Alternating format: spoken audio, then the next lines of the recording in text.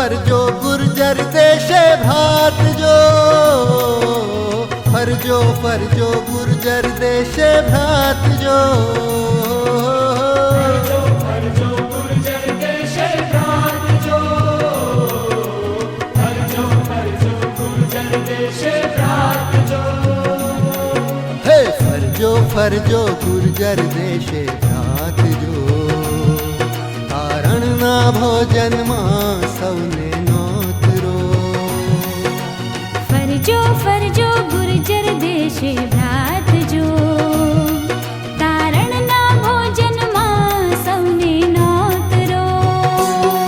हे सुनो सुनो त्रातानी आ वात जो, तारणना भोजन मां सौने नोतरो। सुनो सुनो त्रातानी आ वात जो, तारणना भोजन मां सौने नोतरो।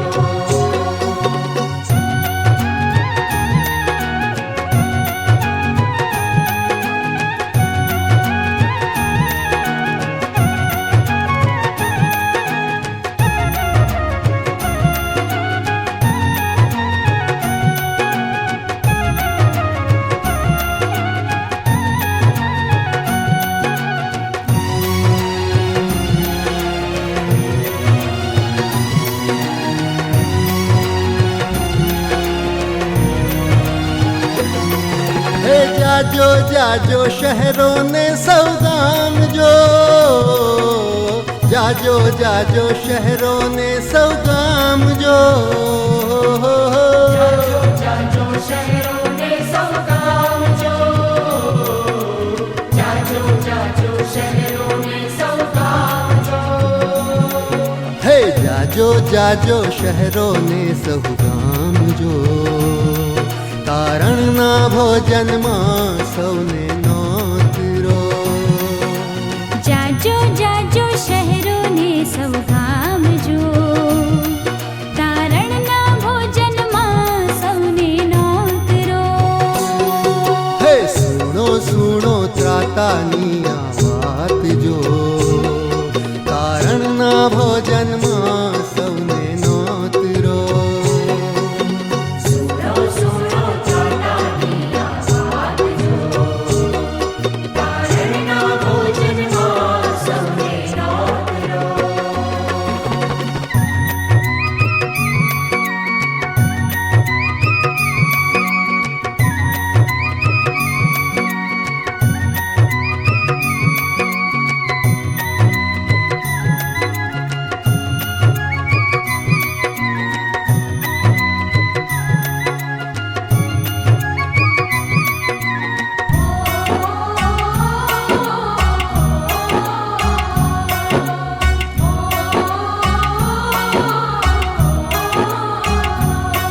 हे आपो आपो जैने शुभ उपदेश जो, आपो आपो जैने शुभ उपदेश जो, आपो जैने शुभ उपदेश जो, आपो जैने शुभ उपदेश जो। हे आपो आपो जैने शुभ उपदेश जो, तारणना भोजन मां सौने नोतरो। आपो आपो जैने शुभ उपदेश जो, तारणना भोजन मां सौने नोतरो। हे सुनो सुनो त्रातानी आ वात जो, तारणना भोजन मां सौने नोतरो। सुनो सुनो त्रातानी आ वात जो, तारणना भोजन मां सौने नोतरो। सुनो सुनो त्रातानी आ वात जो, तारणना भोजन मां सौने नोतरो। सुनो सुनो त्रातानी आ वात जो,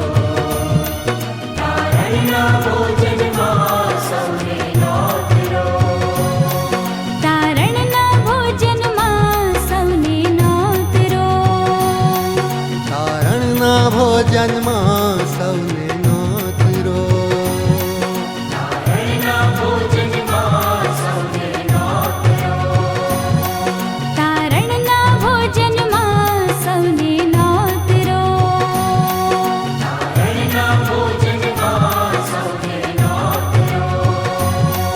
તારણના ભોજનમાં સૌને નોતરો.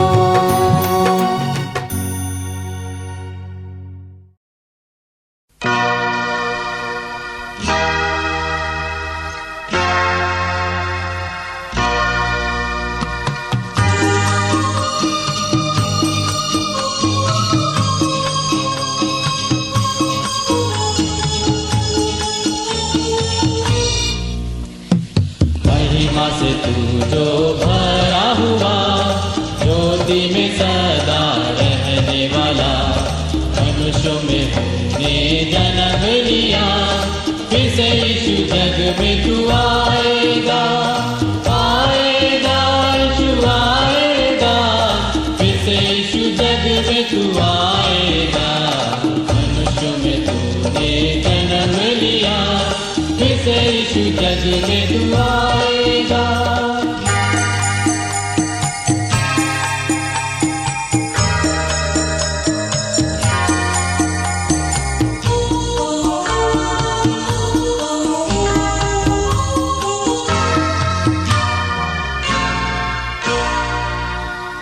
भूमि आकाश में समा न सका, मंदिरों में तू रह न सका, चंद्र होकर चरनी में पैदा हुआ, मन में हमारे घर तू बना, घर तू बना यीशु घर तू बना, मनों में हमारे घर तू बना, चंद्र होकर चरनी में पैदा हुआ, मनों में हमारे घर तू बना.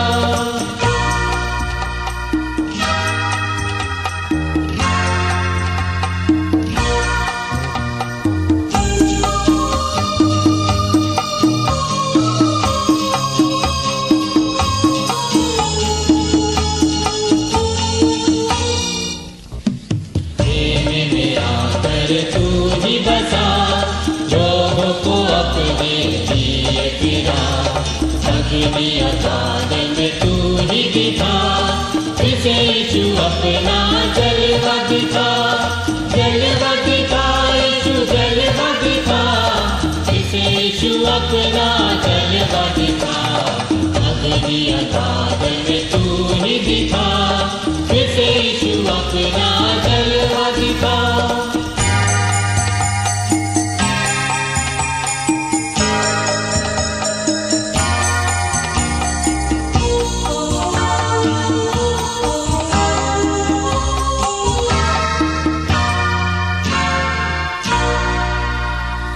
भाग्य की तूने प्रार्थना सुनी, ऐसा कि तूने सहायता की, बाबुल में तूने बेदारी भेजी, अपने लोगों को फिर से दे रिहाई, दे रिहाई यीशु दे रिहाई, अपने लोगों को फिर से दे रिहाई, बाबुल में तूने बेदारी भेजी, अपने लोगों को फिर से दे रिहाई.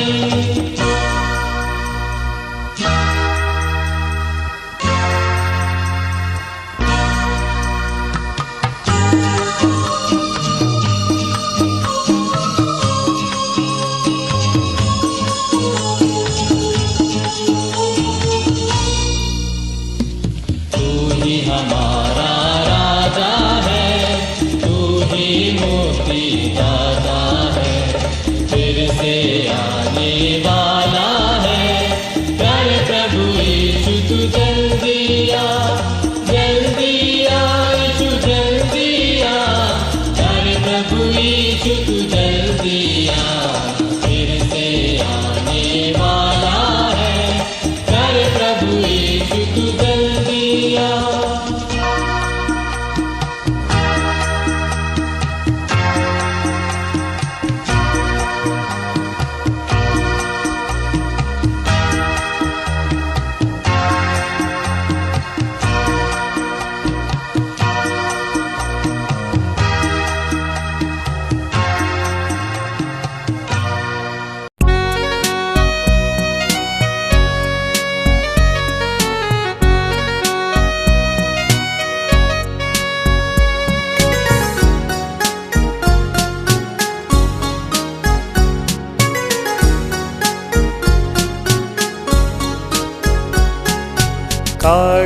મુજ પાપ રૂપી વિષ તમામ પ્રભુ ઈસુ આવ્યો દુઃખને ઠામ સ્તંભ સહી તેણે દીધો આરામ સ્તુતિ હો હરદમ स्तुति हो हरदम हरदम स्तुति हो हरदम स्तंभ सहित तेरे दीधो आराम स्तुति हो हरदम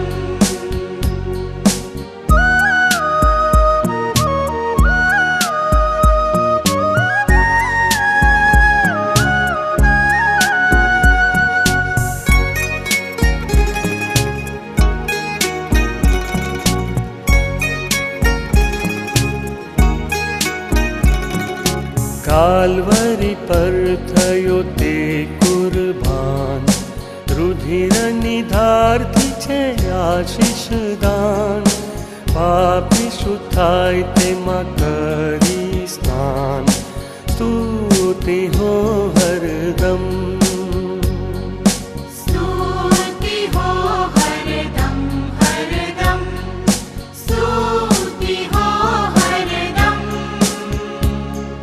स्तंभ सहित तेरे दीधो आराम स्तुति हो हरदम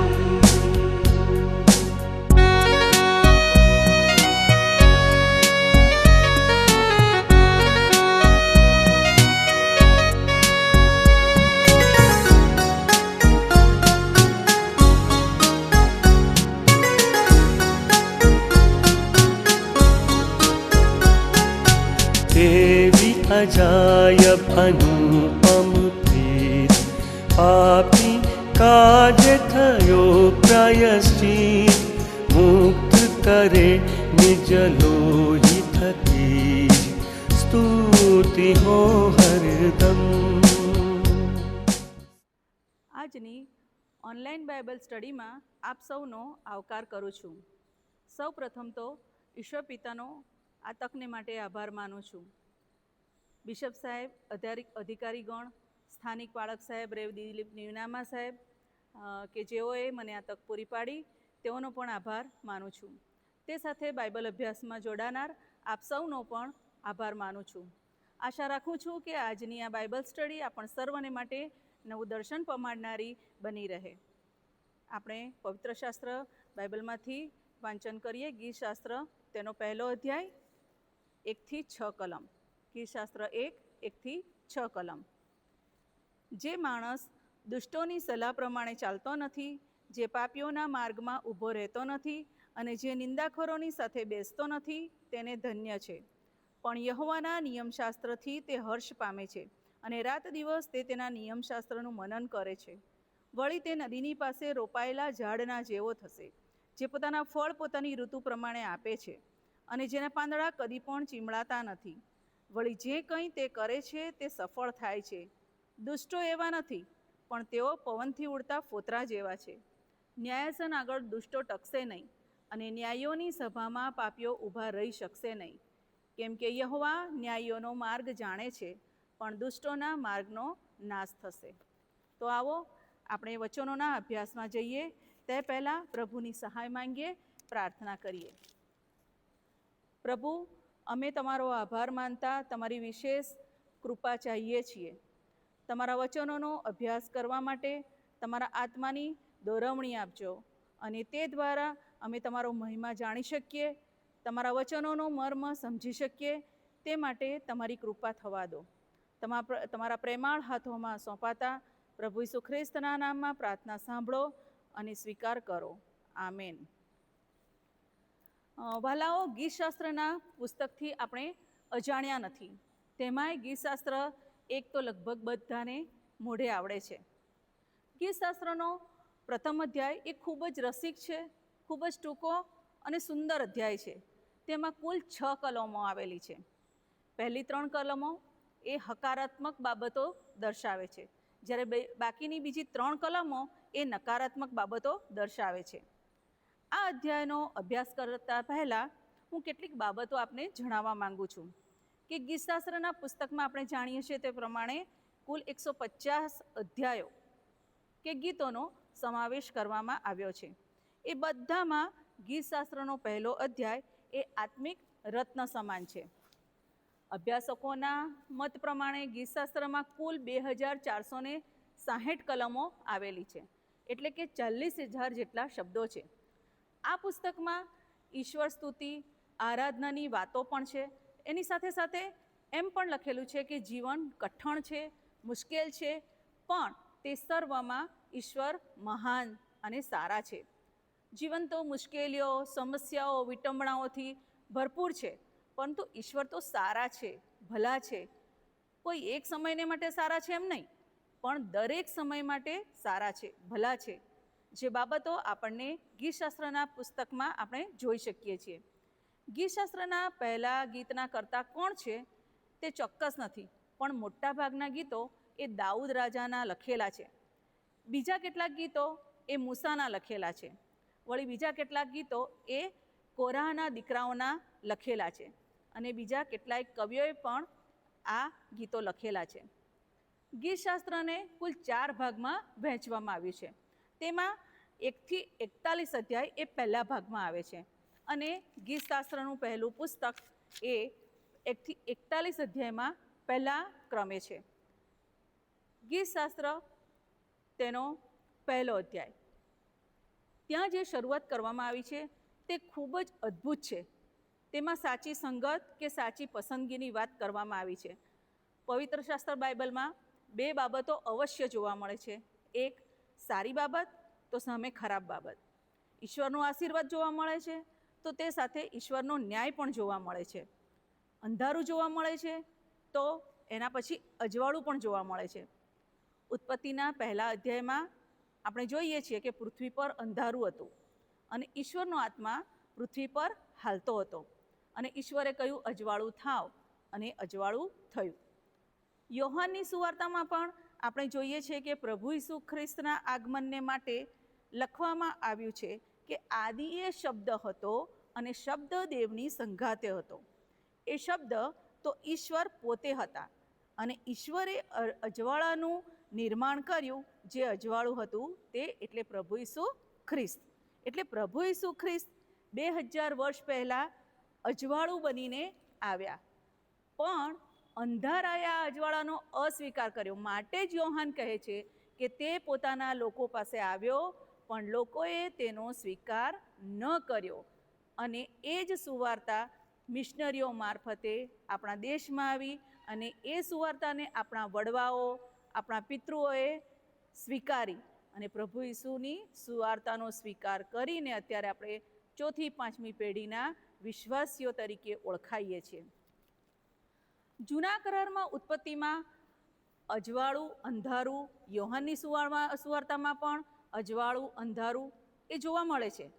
બાઇબલમાં પણ 2 પ્રકારની બાબતો જોવા મળે છે, જેમ કે 2 પ્રકારના રસ્તા છે, 2 પ્રકારના નિયમો છે, 2 પ્રકારના લોકો છે.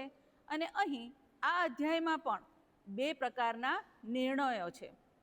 એક સારો નિર્ણય, 2 ખરાબ નિર્ણય. અથવા તો ગીતશાસ્ત્રમાં આપણે સાચી પસંદગી અથવા તો ખોટી પસંદગી એમ પણ આપણે જોઈ શકીએ છીએ. ગીતશાસ્ત્ર 1માં 2 ભાગ જોવા મળે છે. પ્રથમ ભાગ એ 1 થી 3 કલમ, અને બીજો ભાગ એ 4 થી 6 કલમ છે. ગીતશાસ્ત્ર 1ની પહેલી કલમ આ પ્રમાણે છે કે જે માણસ દુષ્ટોની સલાહ પ્રમાણે ચાલતો નથી, જે પાપીઓના માર્ગમાં ઊભો રહેતો નથી, અને જે નિંદાખોરોની સાથે બેસતો નથી, તેને ધન્ય છે. જે માણસ દુષ્ટોની સલાહ પ્રમાણે ચાલતો નથી, પાપીઓના માર્ગમાં ઊભો રહેતો નથી, અને નિંદાખોરોની સાથે બેસતો નથી, તેને ધન્ય છે. આપણા વ્યક્તિગત, કૌટુંબિક કે સામાજિક જીવન માટે આ 3 બાબતો એટલે કે ચાલવું, ઊભા રહેવું, બેસવું ખૂબ જ ઉપયોગી ક્રિયાઓ છે. આ અધ્યાયમાં એક ભાગમાં ધન્યતા છે, તો બીજા ભાગમાં શ્રાપ પણ જોવા મળે છે. એકમાં આશીર્વાદ છે, તો બીજામાં ન્યાય છે. એટલે પહેલી કલમમાં જે વાત કરવામાં આવી છે કે ચાલવાની, ઊભા રહેવાની, બેસવાની, આ ત્રણેય ક્રિયાઓ માનવ જીવન માટે ખૂબ જ ઉપયોગી છે. જો આ ત્રણેય ક્રિયાઓ માનવ શરીર માટે અટકી જાય તો, અથવા તો એમ કહી શકાય કે જો આ ત્રણેય ક્રિયાઓ ન થાય તો શરીર જકડાઈ જાય, તકલીફ થઈ જાય. માટે જ ગીત કરતાં આપણે એમ સમજાવવા માંગીએ છીએ કે આપણે કોની સાથે ચાલવાનું છે, કોની સાથે ઊભું રહેવું જોઈએ કે કોની સાથે બેસવું જોઈએ. આપણું વ્યક્તિત્વ, આપણું કેરેક્ટર, આપણી પર્સનાલિટી કેવી છે તે પહેલી કલમના આધારે નક્કી થાય છે. જે માણસ દુષ્ટોની સલાહ પ્રમાણે ચાલતો નથી, એનો અર્થ એ કે ઈશ્વરના વચનો પ્રમાણે આપણે ચાલવાનું છે. પણ કેટલાક લોકો પ્રભુના વચનો કે પ્રભુની સલાહ પ્રમાણે ચાલતા નથી, પણ કોઈ જ બીજી જ વ્યક્તિની સલાહ લે છે, અને એ બીજી વ્યક્તિ ઈશ્વરની સાથે એને તો કોઈ લેવા દેવા હોતો જ નથી. અને એવા ઈશ્વરના વચનોને ન માનનારા માટે બાઇબલ દુષ્ટ માણસ એવો શબ્દ વાપરે છે. દુષ્ટ માણસ, મૂર્ખ માણસ, જે ઈશ્વરને સ્વીકારતો નથી તે દુષ્ટ માણસ છે. અને દુષ્ટ માણસ અને પાપી માણસ બંને લગભગ સરખા જ છે. માટે ત્યાં લખ્યું છે કે જે પાપીઓના માર્ગમાં ઊભો રહેતો નથી, એટલે કે એવા દુષ્ટ અને પાપીઓથી દૂર રહેવામાં જ ભલાઈ છે.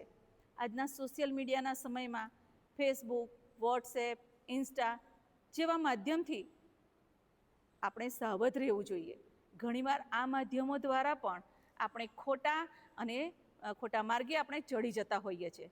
માટે જ કોની સાથે ચાલવાનું છે, કોની સાથે ઊભા રહેવાનું છે કે કોની સાથે બેસવાનું છે તે જાતે નક્કી કરવાનું છે. આપણે ક્યાં ચાલીએ છીએ, ઊભા રહીએ છીએ, બેસીએ છીએ, એનો આપણને અહેસાસ થવો જોઈએ. પહેલી કલમની શરૂઆતના ભાગમાં નકારાત્મકતાની બાબત શીખવી છે. કવિ એને ધન્ય બાબત કહે છે. આ બધું નથી કરતો તેને ઈશ્વર આશીર્વાદ આપતા નથી, પણ જો આ બધું કરે છે તો ઈશ્વર તેને આશીર્વાદ આપે છે, ગણતરીમાં લે છે. માટે કોની સાથે ચાલવું, ઊભું રહેવું અને બેસવું એ આપણે નક્કી કરવાનું છે. બીજી કલમ, પણ યહોવાના નિયમશાસ્ત્રથી તે હર્ષ પામે છે અને રાત દિવસ તે તેના નિયમશાસ્ત્રનું મનન કરે છે. પણ યહોવાના નિયમશાસ્ત્રથી તે હર્ષ પામે છે અને રાત દિવસ તે નિયમશાસ્ત્રનું મનન કરે છે. એટલે કે પ્રભુના વચનો જીવનમાં આવવાથી તે ખુશખુશાલ બને છે. આપણા જીવનોની તપાસ કરીએ કે મારું જીવન કયા પ્રકારનું છે, ખુશખુશાલ છે કે દુઃખી છે. તો ત્રીજી કલમ આપણે જોઈએ, વળી તે નદીની પાસે રોપાયેલા ઝાડના જેવો થશે, જે પોતાના ફળ પોતાની ઋતુ પ્રમાણે આપે છે અને જેના પાંદડા કદી પણ ચીંબળાતા નથી. વળી જે કંઈ તે કરે છે તે સફળ થાય છે. ઈશ્વર આશીર્વાદ આપે છે અને જણાવે છે કે જીવનમાં જે ખુશખુશાલ છે એ વ્યક્તિ નદીની પાસે રોપાયેલા ઝાડના જેવો છે, ફળવંત છે, સફળ છે. અને એ જ પ્રમાણે ચોથી કલમ જોઈએ કે દુષ્ટો એવા નથી, પણ તેઓ પવનથી ઉડતા ફોતરા જેવા છે. દુષ્ટો એવા નથી, પણ તેઓ પવનથી ઉડતા ફોતરા જેવા છે. ચોથી કલમમાં દુષ્ટો વિશે કહેવામાં આવ્યું છે. દુષ્ટો કેવા છે? તેઓ તો પવનથી ઉડતા ફોતરા જેવા છે. દુષ્ટ માણસો પ્રભુને ન ઓળખનારા લોકો છે, નાસ્તિક લોકો છે. ઈસુ ખ્રિસ્તે જે તારણની વ્યવસ્થા કરી છે એને નહીં સ્વીકારનારા આ લોકો છે. તેમના માટે લખ્યું છે કે તેઓ તો પવનથી ઉડતા ફોતરા જેવા. ફોતરા એટલે ભૂસું, ફૂંક મારો તો ઉડી જાય. માટે દુષ્ટ માણસો એવા છે. પાંચમી કલમ, ન્યાયાસન આગળ દુષ્ટો ટકશે નહીં અને ન્યાયીઓની સભામાં પાપીઓ ઊભા રહી શકશે નહીં. અહીં આ કલમ એમ જણાવે છે કે ન્યાયાસન આગળ દુષ્ટો ટકશે નહીં. પહેલા ભાગમાં ઈશ્વરનો આશીર્વાદ છે, કૃપાની વાત છે, અને અહીં બીજા ભાગમાં દુષ્ટો સંબંધી ન્યાયાસનની વાત આવે છે. પ્રભુનો ન્યાય થશે ત્યારે ન્યાયાસન આગળ દુષ્ટોનું ઊભા રહેવું મુશ્કેલ બનશે. દુષ્ટો થર ધ્રુજશે, કાપશે, વિલાપ કરશે, અને ન્યાયોની સભા એટલે કે જે પ્રભુના લોકો, જે વિશ્વાસી લોકો છે તેમની સભામાં પાપીઓ ઊભા રહી શકશે નહીં. કેમ કે યહોવા ન્યાયીઓનો માર્ગ જાણે છે, પણ દુષ્ટોના માર્ગનો નાશ થશે. 6ઠ્ઠી કલમ કહે છે, કેમ કે યહોવા ન્યાયીઓનો માર્ગ જાણે છે, પણ દુષ્ટોના માર્ગનો નાશ થશે. અહીં 2 માર્ગ છે, સારો માર્ગ, ખરાબ માર્ગ, ન્યાયપણાનો માર્ગ, અન્યાયપણાનો માર્ગ, સાંકડો માર્ગ કે જે પ્રભુ તરફ જવાનો માર્ગ છે, પહોળો માર્ગ કે જે નરક તરફ ધકેલે છે, નાશનો માર્ગ, અનંતકાલિક જીવનનો માર્ગ, પવિત્રતાનો માર્ગ, અપવિત્રતાનો માર્ગ. જીવનમાં પસંદગી કરવાની છે. જૂના કરારના પ્રબોધકો મારફતે ઈશ્વર જણાવે છે કે કાં તો તું જીવન પસંદ કર અથવા તો મરણ પસંદ કર. યહોશુઆ 24મો અધ્યાય 15મી કલમ પ્રમાણે યહોશુઆ જણાવે છે કે તમારે કોનું ભજન કરવું છે, ઉપાસના કરવી છે, અને પોતાનો નિર્ણય જાહેર કરતા કહે છે કે હું અને મારા ઘરના તો યહોવાની જ સેવા કરીશું. દરેકને પસંદગી પોતાની જાતે કરવાની છે. સારું શું પસંદ કરવું અને ખરાબ શું છે તે વચ્ચેનો નિર્ણય લેવાનું કાર્ય એ ઈશ્વરે દરેક માણસ જાતને સોંપ્યું છે. માણસ જાત એ કોઈ મશીન કે યંત્ર નથી. માણસ એ ઈશ્વરનું શ્રેષ્ઠ સર્જન છે. ગીતશાસ્ત્ર 1 મારફતે ઈશ્વર આપણને મુક્ત નિર્ણય લેવા જણાવે છે, શ્રેષ્ઠ પસંદગી કરવા જણાવે છે. સારી પસંદગી કરીશું કે ખરાબ? જીવનનો માર્ગ પસંદ કરીશું કે નાશનો માર્ગ? સારી ટેવો અપનાવીશું કે ખરાબ ટેવો પાડીશું? સારા મિત્રો પસંદ કરીશું કે ખરાબ મિત્રો? આજે ઈશ્વર આપણને પસંદગી કરવાની તક આપે છે. પસંદગી આપણે કરવાની છે. સારી પસંદગી આપણને અનંત જીવનના માર્ગ તરફ દોરી જશે, જ્યારે ખરાબ પસંદગી નાશના માર્ગે દોરી જશે. ઈશ્વર પિતા, આ બાબતો સમજવા માટે આપણા અંતઃચક્ષુઓ ઉગાડી આપણી સહાય કરો. આમેન.